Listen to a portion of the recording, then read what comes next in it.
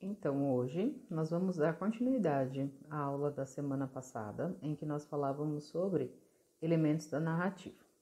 Só que hoje nós vamos dar atenção especial à classe gramatical verbo dentro da narrativa. Então, os textos narrativos, eles são construídos com a utilização de verbos, porque eles narram acontecimentos, eles narram fatos, ou eles narram histórias que não são reais, mas com ação, com coisas que aconteceram. E por isso o objetivo da nossa aula hoje é utilizar recursos gramaticais, no nosso caso o verbo, para coesão e coerência, ou seja, para que o nosso texto faça sentido e esteja escrito gramaticalmente correto. Ao mesmo tempo, estudar o verbo ajuda muito na compreensão do texto. Então, quando você lê um texto reconhecendo essa classe gramatical, você consegue compreendê-lo melhor. Então, esse texto passa a fazer sentido para você. Ou seja, esse texto, você percebe a coerência desse texto, tá ok? Então, o tema da aula de hoje é o tempo verbal na narrativa. Então, nós vimos na semana passada a história da velha contrabandista. Ali nós temos uma narrativa porque nós temos o quê? Alguém que conta uma história, alguém que conta fatos, alguém que conta algo que está acontecendo. E hoje, então, nós vamos observar o tempo, o verbo utilizado como uma marca de tempo. Antes disso, nós vamos recapitular o que é o verbo. Então, muitos alunos têm um trauma danado do verbo, tem aversão a essa palavra, tem horror quando se fala em verbo. Primeiro de tudo, eu quero pedir que você tire esse preconceito, tá? Da sua mente, esqueça tudo que você já teve que decorar antes e vamos tentar compreender, então, o que é o verbo, tá ok? Então, o verbo, ele é uma palavra que indica um fenômeno da natureza, ou seja, indica um acontecimento que só a natureza produz. Então, por exemplo, chover, ventar, nevar, amanhecer, anoitecer, são fenômenos da natureza. E esses verbos indicam esses acontecimentos. Então, é muito simples reconhecer um verbo que se refere a um fenômeno natural, né? Então, se eu digo, por exemplo, amanhã vai chover. Chover é um verbo. É algo que vai acontecer, mas que só é produzido na natureza.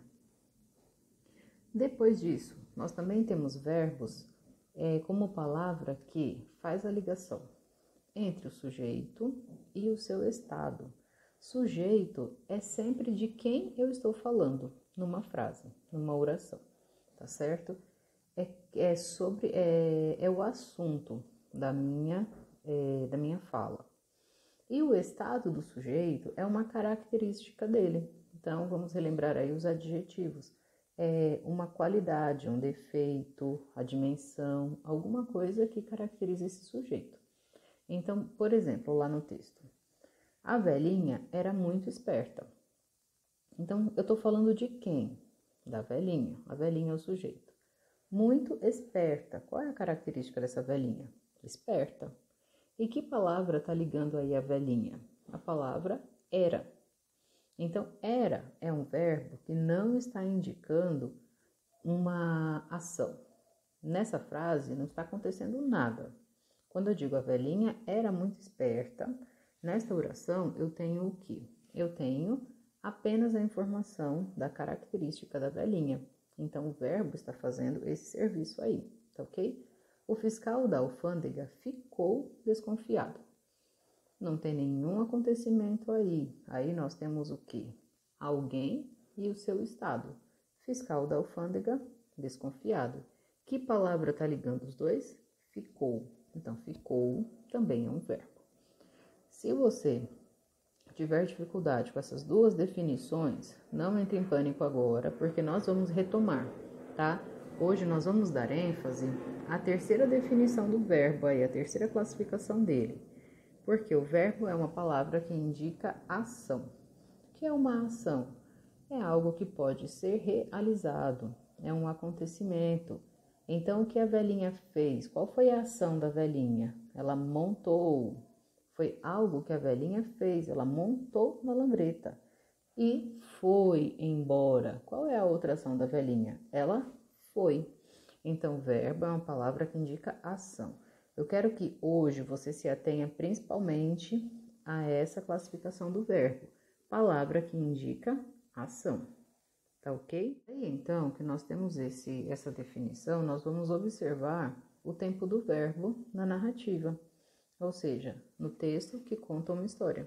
Então, geralmente, na narrativa, o verbo é escrito predominantemente no passado. O verbo é usado, né? Escrito se essa narrativa for por escrito. Mas ela pode ser oral, eu estou contando uma história. Então, geralmente, o verbo, ele é utilizado no passado. Passado e pretérito são a mesma coisa, tá? Então, quando eu falo pretérito, eu estou falando de passado. Temos, então, geralmente, o texto no pretérito perfeito e pretérito imperfeito. E é aí que entra aquele pânico. Ai, meu Deus do céu, o que é isso? Que monte de pretérito é esse? Então, hoje nós vamos nos ater a eles dois. Nós não vamos olhar uma tabela inteira. Nós vamos olhar apenas o conceito desses dois tipos de pretérito, tá ok? Então, nós temos dois tipos de passado. O passado perfeito e o passado imperfeito. Melhor dizendo, nós temos mais, né? Nós temos dois na aula de hoje, tá ok? Então, vamos lá. Observem essas duas frases. A velha passava todo dia pela alfândega. Olhem a palavra destacada, passava. Passava é uma ação, é o que a velha fazia, certo? O fiscal se perguntava o que ela carregava. Perguntava e carregava. Também são ações. Então, vejam, passava, perguntava, carregava, são verbos. Esses fatos, essas ações já foram realizadas? Sim.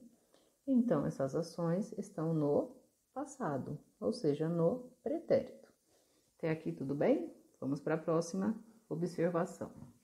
Ela montou na lambreta e foi embora. Quando ela passou na lambreta com o saco atrás, o fiscal mandou parar outra vez. Então, notem novamente aí as palavras destacadas. Montou, foi, passou, mandou, são ações, são coisas que foram realizadas. Alguém fez isso aí. Então, por isso eu chamo isto de verbo. Essas ações já aconteceram? Já. Então, também essas ações estão no passado, no pretérito. Então, professora, qual é a diferença entre os dois? É aí que nós vamos ver o que é um passado perfeito e um passado imperfeito. Note. Ela montou a lambreta e foi embora. Quando eu digo que ela montou a lambreta, eu tenho aí uma ação realizada e concluída. Ela subiu na lambreta. Pronto. Foi para casa dela, sei lá para onde ela foi.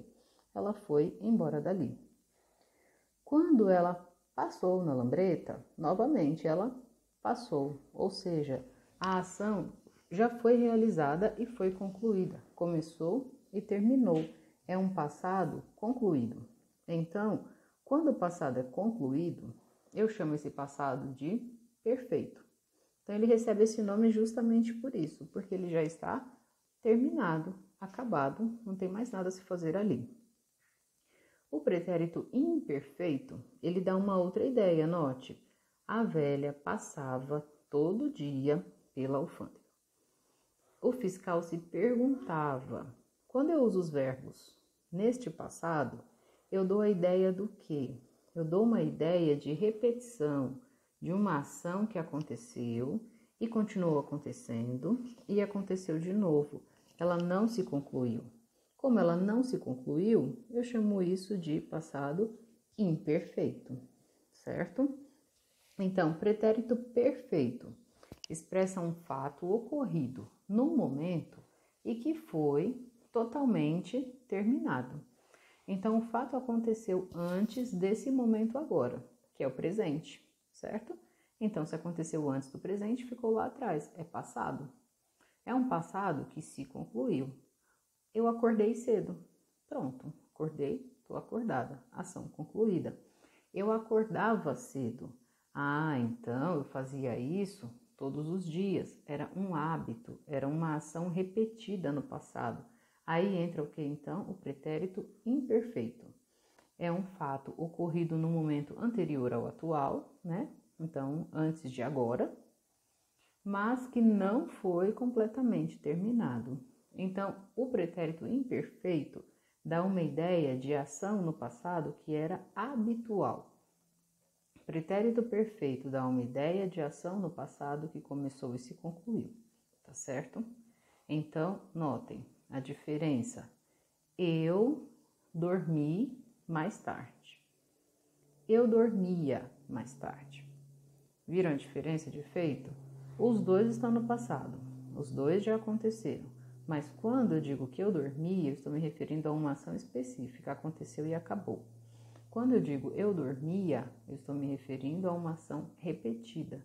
Eu fazia isso várias vezes. É um passado que se repetia e não se concluía. Então, por isso é chamado de passado imperfeito. Tá ok? Então, retomando, fixando o que realmente nos importa na aula de hoje. Verbo é uma palavra que indica ação.